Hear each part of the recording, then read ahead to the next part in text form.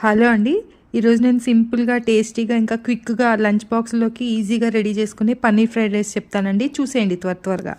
ముందుగా కడాయిలో కొద్దిగా నెయ్యి వేసుకొని పన్నీర్ ముక్కల్ని చిన్నగా తరుక్కొని వేసుకోవాలి.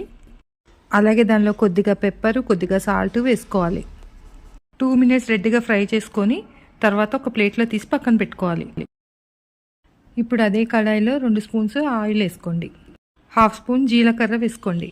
అలాగే చిన్నగా తరిగిన ఉల్లిపాయలు, కొద్దిగా క్యారెట్ ముక్కలు వేసుకోండి.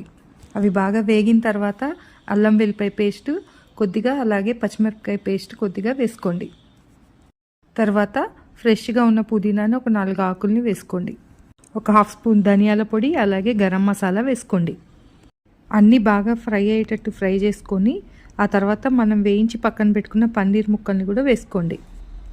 ఇప్పుడు ముందుగానే ఉడికించి పెట్టుకున్న బాస్మతి రైస్ని అందులో వేసుకొని, అలాగే కొద్దిగా రుచికి సరిపడా సాల్ట్, కొద్దిగా పెప్పర్ పౌడర్ పైనుంచి వేసుకొని బాగా ఫ్రై అయ్యేటట్టు ఫ్రై చేసుకోండి. హైలో పెట్టుకొని బాగా ఫ్రై చేసుకోండి, మంచి టేస్ట్ వస్తుంది. ఫైనల్గా ఉల్లికాడలు, కొత్తిమీర వేసుకొని రెడీ చేసుకున్నారంటే very tasty paneer fried rice ready అయిపోతుంది. మీకు నచ్చినట్టయితే ఛానల్ సబ్స్క్రైబ్ చేసుకోవడం మర్చిపోకండి.